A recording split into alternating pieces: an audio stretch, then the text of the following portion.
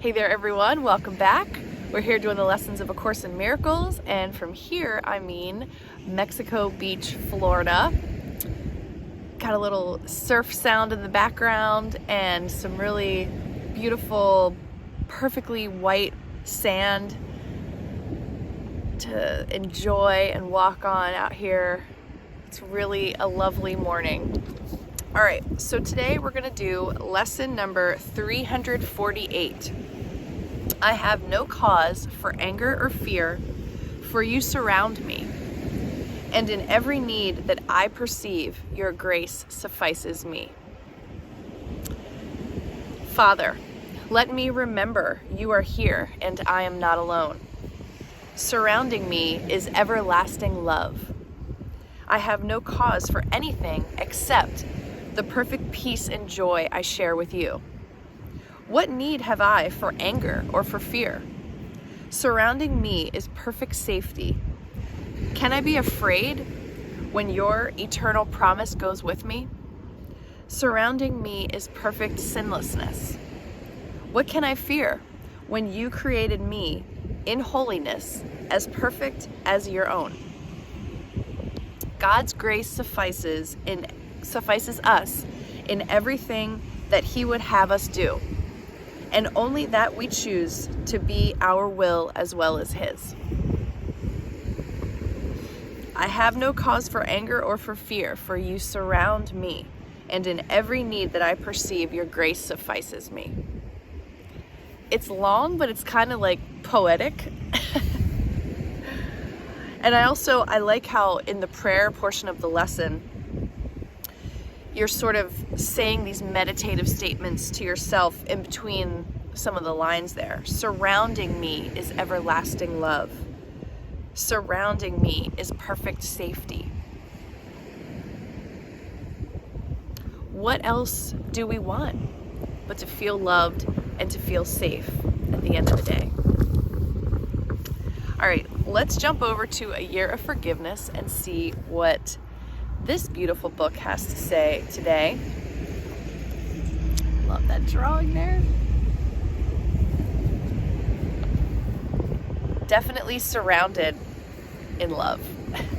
I have no cause for fear, or I have no cause for anger or for fear, for you surround me, and in every need that I perceive, your grace suffices me. You are blessed beings indeed. I am that one you know as Jesus. Fear and anger feel terrible because they are off track. Many of you who are in relationships, we will call them special relationships, intimate relationships between two people, experience anger as a constant presence. It's there in the sense that if you are fully functioning from your ego mind, the other will constantly do things that upset you. Oh. That is because the ego's food is judgment. It is only kept alive by judgment. It cannot do anything but judge. Therefore, you will be in a constant state of pain and suffering because you are constantly being pushed away from love and towards separation. Many in close relationships, family, friendship, and business relationships experience a constant state of judgment as well. My mother is always doing this. My son is always doing that. You will have a hard time not judging because the default setting of the ego is judgment and separation.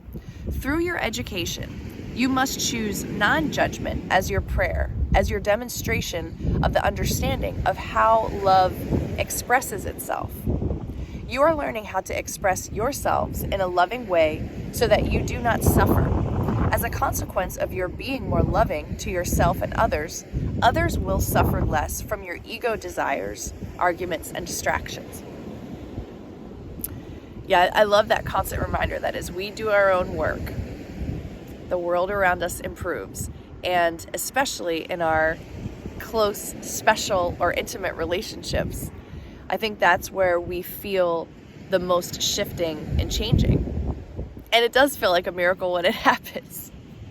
This is a win-win situation for everybody. The ego will tell you that not to judge your partner will mean that you lose. Actually, not to judge your partner and those close to you will mean that you all win. Nobody will be bulldozed over by the other. That is a story the ego will tell you. When you step back from judgment, you connect more deeply to everyone and everything around you. And that makes everyone and everything around you closer to you and therefore more loving to you and you more loving to them. I am that one you know as Jesus, and we will speak to you tomorrow. This feels like a really basic lesson in how to love. And it has nothing to do with other people, right? It never does. And I think this is a wonderful mantra and prayer, just the title of this lesson. I have no cause for anger or for fear. Just take it away. I have no cause for it. For you surround me, for God surrounds us. And in every need that I perceive, your grace suffices me. So this really probably pisses off the ego.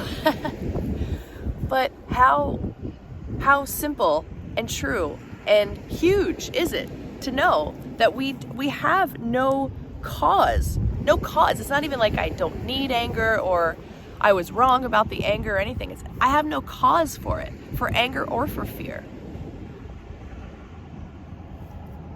Yeah, good stuff to contemplate today. I hope this is helping you and you're feeling the love, feeling that surrounding envelopment of God's love. I feel like these last few lessons have been reminding us of not only that it's there, but it's like supporting us and pulling us in and providing us with everything that we need. And the longer that we're able to stay in that thought system, the more we can actually feel it and reap the benefits of the wonderfulness of God's love and being in alignment with our true path and our truth. What did I want to say? Well, there was a couple of upsets yesterday. We had a long day of travel getting from New Orleans to here. And it ended up being a good day at the end of the day. But it's like, you know, when those things pop up, it happens so quickly. It feels so natural and organic to me.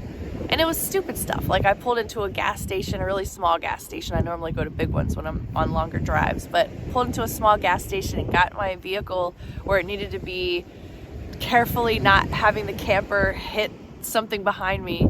And then I look and there's a bag on the nozzle, so it's out of order. And I was pissed off, so I take off driving down the road, and my boyfriend had already gotten out of his truck and had gone in to go to the bathroom at this gas station. He comes out and I'm gone, and I just assumed he was just kept following me.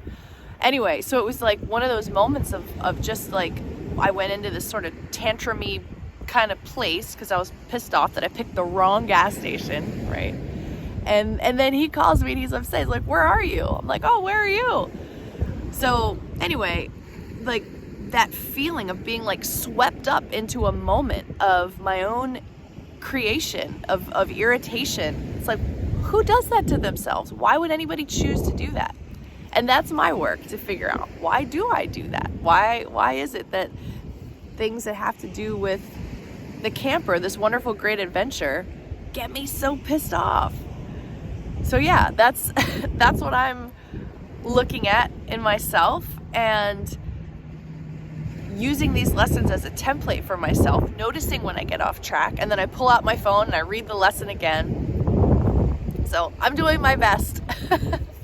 And I hope that you are too. This is a great time to be alive, everyone. We are really in a beautiful just opportunity. This is it.